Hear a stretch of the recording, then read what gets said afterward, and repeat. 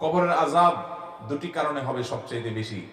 তার একটি হলো পেশাব থেকে ভালো করে পবিত্রতা অর্জন না করা, আরেকটি হলো চগলখড়ি করা।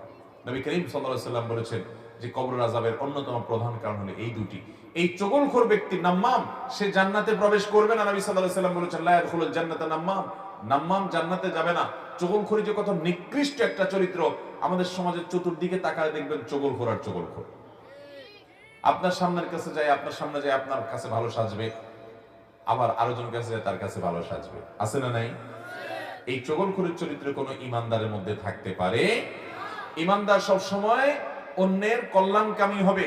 কারোর মধ্যে দুজনের মধ্যে ভুল বুঝাবুঝি হয়েছে, সে ভুল বুঝাবুঝি দূর করার জন্য সে প্রাচীরের ভূমিকা রাখবে, যে প্রাচীর দুজনকে এক করবে। সে প্রাচীর হয়ে দুজনের মধ্যে বিভেদ সৃষ্টি করবে না, বরং পারলে সেতু বন্ধন হবে, প্রাচীর না বরং সেতু হবে। আল্লাহ রাব্বুল আলামিন বলেছেন ইন্নামাল মুমিনুনা ইখওয়াহ ফাআসলিহু বাইনা আখওয়াইকুম, নিশ্চয়ই ইমানদাররা সবাই ভাই ভাই, অতএব তোমরা ইমানদারদের মধ্যে কোনো গন্ডগোল, কোনো ভুল বুঝাবুঝি, কোনো মতমানের পার্থক্য, কোনো মনোমালিন্য হলে এটাকে সংশোধন করে দিবে, এটাকে দূর করে দিয়ে তাদের মধ্যে ঐক্য সৃষ্টি করার চেষ্টা করবে। আল্লাহ তাআলা আমাদের সবাইকে সেটা করার তৌফিক দান করুন। কবরের আযাব দুটি কারণে হবে সবচেয়ে বেশি। তার একটি হলো পেশাব থেকে ভালো করে পবিত্রতা অর্জন না করা, আরেকটি হলো চগলখড়ি করা। নবী করিম সাল্লাল্লাহু আলাইহি সাল্লাম বলেছেন যে কবরের আযাবের অন্যতম প্রধান কারণ হলো এই দুটি।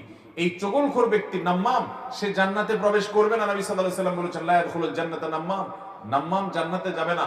চগলখড়ি যে কত নিকৃষ্ট একটা চরিত্র, আমাদের সমাজের চতুর্দিকে তাকায় দেখবেন চগলখোর আর চগলখোর।